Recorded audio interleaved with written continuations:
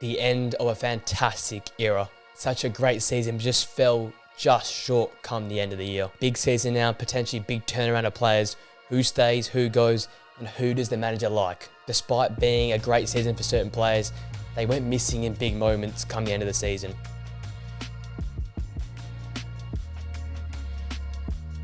Ladies and gentlemen, welcome back to the Players Zone YouTube channel and welcome to our Liverpool season recap for the last season. Oh, it was an emotional one for Liverpool fans. It was a big one for Liverpool fans. Jurgen Klopp announcing they'll be stepping down come the new year.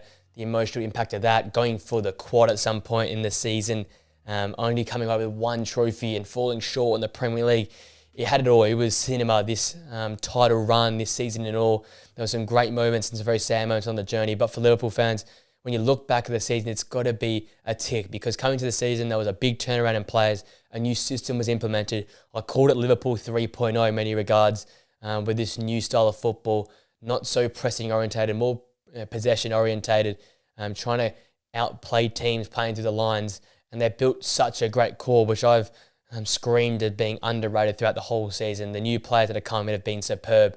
And they're going so well, coming from behind a lot of games, being dominant against teams. They won in so many different styles, but come on the end of the season, I think the legs just fell away and we saw the likes of Mo Salah's performances drop off, Darwin Núñez's performance drop off, Luis Diaz's performances drop off, and the lack of availability from Robertson and Trent throughout the season, the overall reliance on Van Dijk. I think it just caught up to this team. And then the emotional baggage of it being Jurgen Klopp's last season, a manager that's given so much joy to this club and given opportunities to basically every single player that was in that starting 11 and in that squad. It just felt like it weighed down this team. But with that all being said, it's been a fantastic year and definitely a success for Liverpool this season. Coming home with a trophy, despite it being the Carabao Cup, is still a massive achievement for this side. And despite not going to the Europa League final, going to the FA Cup final, and finishing the third in the Premier League, if you look at the season as a whole and you come back to the start of the season, if you say Liverpool finished third and we're in a title race for most of the season and we had the potential to go and win two more trophies alongside the one they won, I think Liverpool fans would take that. It was definitely a worry this coming to this season of what would happen, but it ended up being a massive step in the right direction. But the question is now, how does Arne Slot come in and what does he take with him from the Klopp era and what does he bring in from his own and what does he scrap which Klopp has had? So it's very interesting. Whole new coaching system, whole new manager, whole new start for Liverpool. It'll be very interesting to see how they go next season. Looking back at this season though, the 24 wins, they had 10 draws and the 4 losses. Only the 4 losses on the Premier League season was fantastic. The 82 points, putting them in third place in the end. Coming to their best signing, and it was very hard to toss between the two, which I've loved all season, Wataru Endo and Alexis Mac Allister. I ended up going with Alexis Mac Allister, the £35 million signing, 5 goals and 5 assists, averaging a 7.24 match rating on the season. You can't quantify his impact, though, in that midfield hole there. A lot of the season playing at the 6 when Wataru Endo struggled to start the season off, was unavailable, injured, suspended. It was Alexis Mac Allister basically for the first 12 to 15 games holding at the 6. Again, not his natural position, but did a great job at it. He can break the game up. He is so solid on the half turn, can receive the ball, half turn, spin and play the ball going forward. It was so important in terms of their possession, progressive style of football, which they adopted. Again, they went away from that high press to be a more possession dominating side, and he was pivotal midfield to control the game in there. And then when Wataru Endo comes in, allowed to express himself a little bit more, push on, be more on the edge of the area, playing those triangles, which you know he can do so well. And his ability to carry the ball and find the right pass is second to none. I think for £35 million, that was the steal from Brighton. Alongside Trossard, those two have gone under the radar in terms of some of the best transfer work clubs have done, taking players away from Brighton.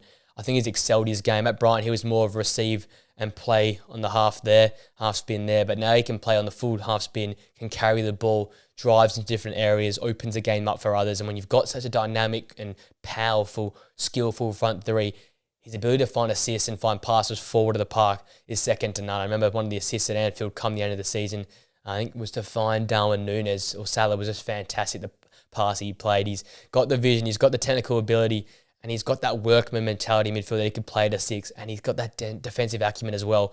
In terms of that pie chart, which I always refer to, he fills it all up, he does a bit of everything and does it at a high level. And I said it come the middle of the season, if Liverpool win the title, will be on the back of what Alexis Mac Allister and Wataru Endo did, and they got so close. And I think come the season's end, they were very tired. They were so fatigued about all the work they had to do. They also fell away, and that's when Liverpool fell away as well, because that duo midfield, a combined price of about £60 million, did the work. They did the work better than Chelsea. They did it better than Manchester United. At times, I think they were better than Arsenal's midfield.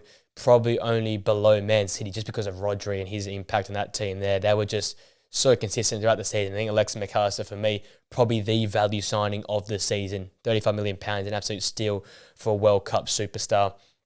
Coming to the worst signing, and ended up being Ryan Gravenberch for me. Again, only the £34.2 million coming across from FC Bayern Munich. I think was supposed to be that real difference, big body difference maker in midfield, where he'd play alongside Endo or play alongside McAllister, but never quite broke in despite all the injuries that were in the side. He never got his role at the 10 or at the 8. Didn't really find a position. Only ended up making the 12 starts with a 1 goal. A lot of upside with him. It's just a weird signing that I think they didn't quite know what they were doing with that move there, and in the end was quite disappointing in that regard. Definitely in the future, someone to look out for. A young talent that's got so much upside. It just felt like it was a bit of a rash transfer to Liverpool, which we haven't really seen for them in the last few years. So a funny old one. I love the player, just hasn't quite fit this season.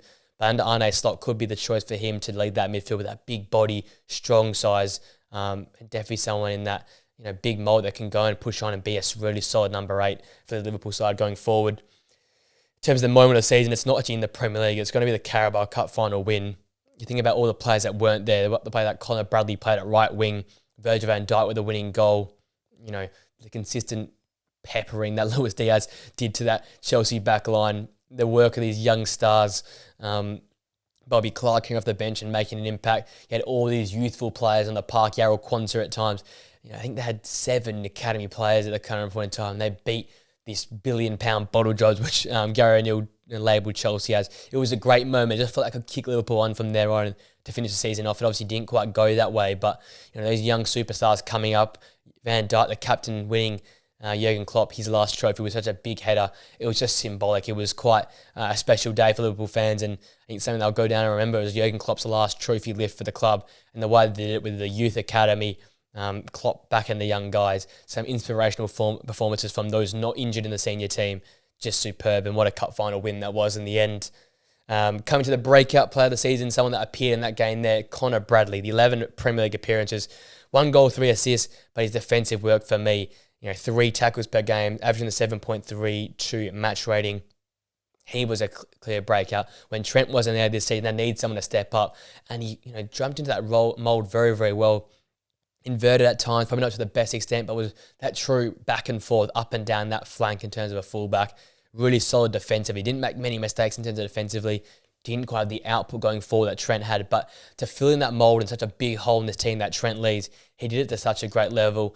And I feel like such a big learning experience for him this year. Shone under Jurgen Klopp, and a youngster that's got a big future ahead of him, whether it be at Liverpool or another club. So solid defensive. If you want a club and that's looking to build a young squad, you got to try and have a look at this guy here, Connor Bradley, because he's got that package defensively, good pace, a solid tackler, and doesn't really get skipped past too easily. He makes it really hard for attackers to go past him.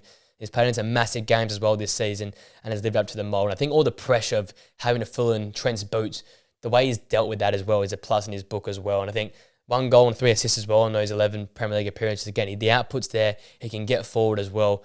Obviously, it's a part of his game he needs to improve on, but nonetheless, a very impressive performance from him this season. And you see by the 7.32 match rating on average, didn't really put in a bad performance for the side. So very, very consistent and a very exciting player going forward. The player of the season for me had to be Mo Salah. Despite the poor end of the season, he was fantastic. 32 appearances for the 18 goals and the 10 assists. 10 assists as well for Mo Salah is fantastic. 22 big chances created amongst the season.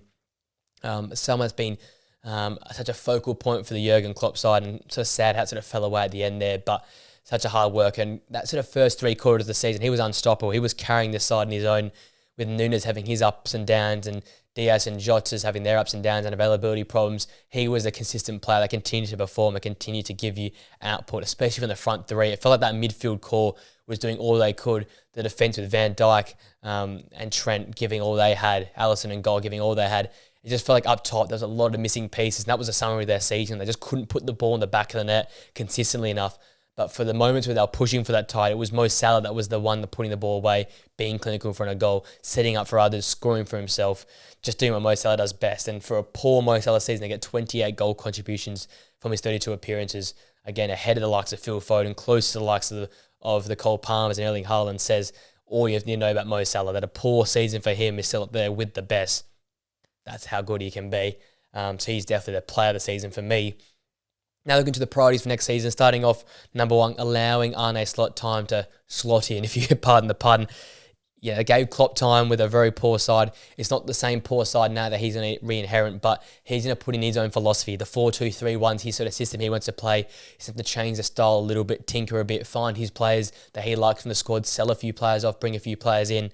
I think Liverpool fans, because they've been spoiled a little bit, they're going to have to just relearn some patience again. They've got to remember what it was like prior to that under the Luis Enriquez and the Brendan Rodgers, where they got so close but never quite won anything. And I know they've been blessed with winning everything under Jurgen Klopp, but you're going to need time for Arne Slot to settle in, to find his mojo, find his mantra. And again, Eredivisie managers are solid. We've seen that with Erik ten Hag, but again, it's never really easy just to come across and just hit the ground smack bang running straight away. So give the guy time, let him settle in. And again, Liverpool fans were saying, if I was not mistaken, I was expecting them to go through a bit of a rebuild this season and to refine some identity this season in that Liverpool 3.0 mould.